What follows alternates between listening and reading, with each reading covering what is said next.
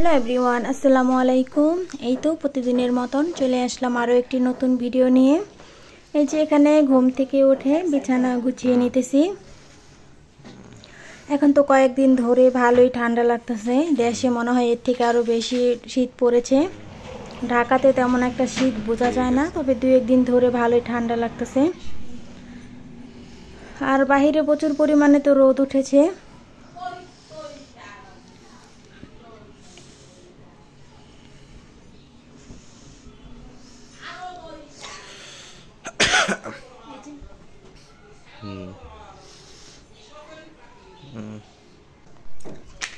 এই তো বিছানা গুছিয়ে চা বানিয়ে নিলাম। এখন এই চা আমি আর আমার শাশুড়ি দুজনে চা খেয়ে নেব।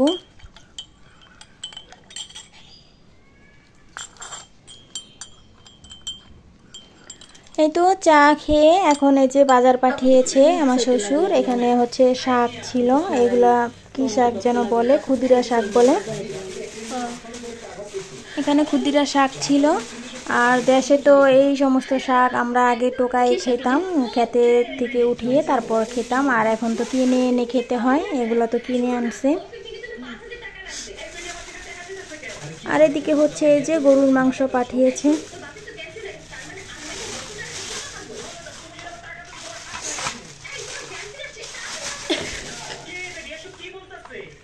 এই যে গরুর মাংসগুলো খুবই ভালো ছিল। আর গরুর মাংস তো কয়েকদিন পর পরে পাঠায়, এই জন্য এই যে এক সপ্তাহের মধ্যে 3-4 দিন গরুর মাংস তো থাকবেই। আর এদিকে যে ভাত বসিয়ে দিয়েছি, সকাল সকালে ভাতটা বসিয়ে দিয়েছি। ভাতটা বসিয়ে দিয়ে তারপরে যে গরুর মাংসটা ধুয়ে নিতেছি, কারণ গ্যাস তো থাকে না। সবাই তো জানেন যে শীতের সময় তো লাইনের গ্যাস খুব কম থাকে, আর আমাদের এদিকে খুবই কম থাকে। দুপুর দিকে তো গ্যাস পাওয়াই যায় না।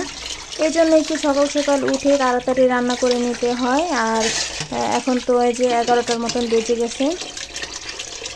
এই জন্য এক চুলায় ভাত বসিয়ে দিয়েছি, আর এক চুলায় যে মাংসটা হতে একটু দেরি হয়, এই জন্য মাংসটা এখন মেখে ঝুঁকে তারপর বসিয়ে দেবো।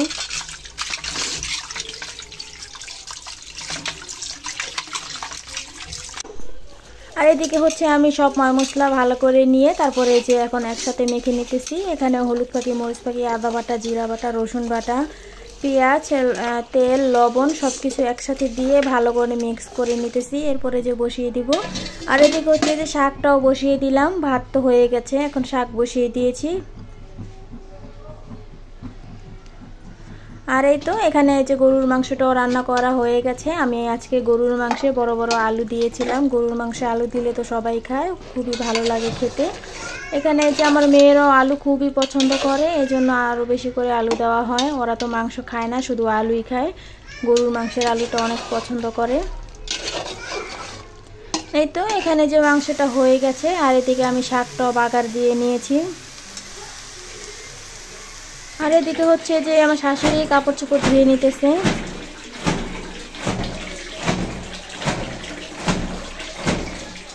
আর আমি হচ্ছে একটা নারকেল কাটলাম। এই যে নারকেলটা এত সুন্দর ছিল ভেতরে, মাশাআল্লাহ খুবই ভালো লাগলো দেখে।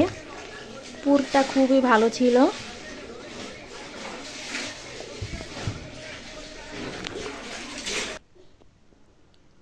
আর এই যে এদিকে হচ্ছে যে আমার বড় মেয়ে, ও তো সারাদিনই টিভি দেখে।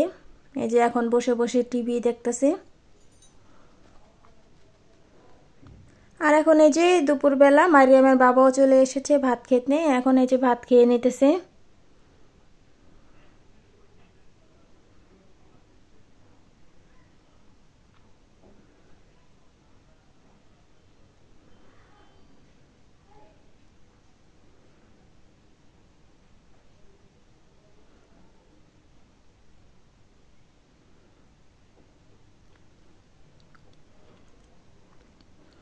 আর এই তো এখন এই যে আমরাও খেয়ে নিতেছি, আমি আর আমার ননদ খেয়ে নিতেছি দুজনেই।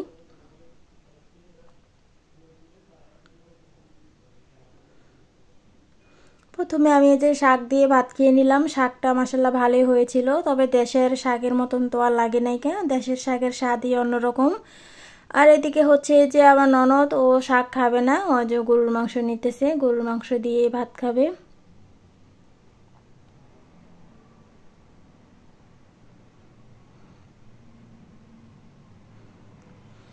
এই তো দুজনে খাওয়া দাওয়া শেষ করে যে এখন বিকেল দিকে একটু বসেছিলাম, দেখি যে এই প্রিন্টটা গ্লাসের, এটা অনেক আগেই বানিয়ে এনেছিল, আমি ভিডিওতে শেয়ার করিনি, ভাবলাম আজকে একটু শেয়ার করে দিই। এই যে এখানে আমার ননদ আর আমার শ্বশুরের ছবি একসাথে, আর এদিকে হচ্ছে যে আমার বড় মেয়ে আর আমার শ্বশুর। এই তো এই যে একটা প্রিন্ট এই গ্লাসের, আর একটা গ্লাসে প্রিন্ট আছে, এটা হচ্ছে আমার মেয়ে খেলতেছে, দিতে চাইতেছে না, মেয়ের থেকে এটা জোর করে নিয়ে আসলাম। এই যে এখানে ওর দাদি আর আমার দুই মেয়ে, এই যে নিয়ে গেল আমার ছোট মেয়ে, ও দিবে না, খেলতেছে। আর এদিকে হচ্ছে এই যে আমার বড় মেয়ে আর ওর দাদা। এই গ্লাসগুলো খুবই সুন্দর লাগে দেখতে। আর এদিকে যে সন্ধ্যার দিকে একটু মুড়ি মাখা খেয়ে নেব, এখন এই যে মুড়ি মেখে নিতেছি। আর এদিকে হচ্ছে আমার ছোট মেয়ে খেলতেছে।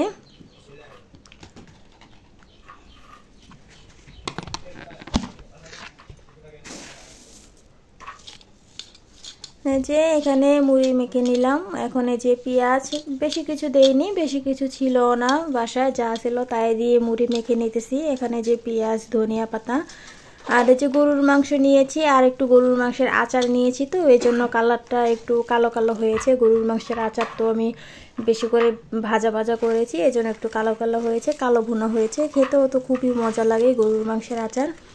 মুড়ি মাখার সাথে একটু গরুর মাংসের আচারও নিয়েছি, বেশ মজা হয়েছিল মুড়ি মাখাটা। আর এদিকে হচ্ছে যে এই যে আমার শ্বশুর চলে এসেছে দোকান থেকে, এসে যে সবাইকে যার যার খাবার তার তার কাছে দিয়ে দিতেছে। আমার মেয়ে তো বাটি পাতিল চা পাইব তা নিয়ে চলে এসেছে, ও যে কোনো কিছু একটা খাবে, ও বাটি নিয়ে আসবে, বাটিতে দিয়ে তারপরে খাবে।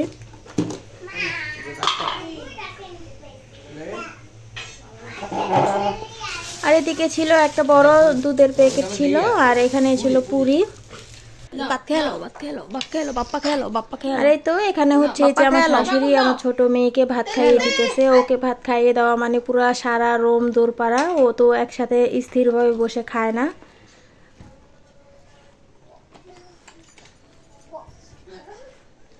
এই যে ওর বড় আপুর ব্যাগ নিয়ে সব কিছু এলোমেলো করে দেয়, আর ওর বড় আপু পুরো চিল্লাপাল্লা করে, ওর পেন্সিল রাবার যা পাবে তা নিয়ে খেলা করবে, সব কিছু এদিক ওদিক ফেলে দেয়, নষ্ট করে দেয় নিয়ে।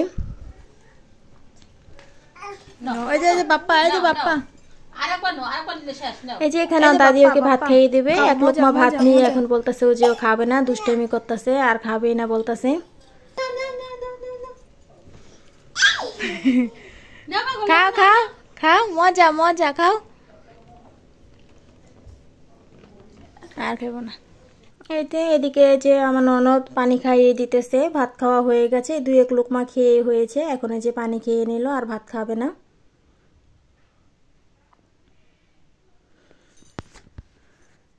আর এদিকে হচ্ছে এই যে মারিয়ামের বাবা দোকান থেকে চলে এসেছে, আমার এই যে দুই মেয়ে ওর বাবার কুলে উঠে বসে আছে।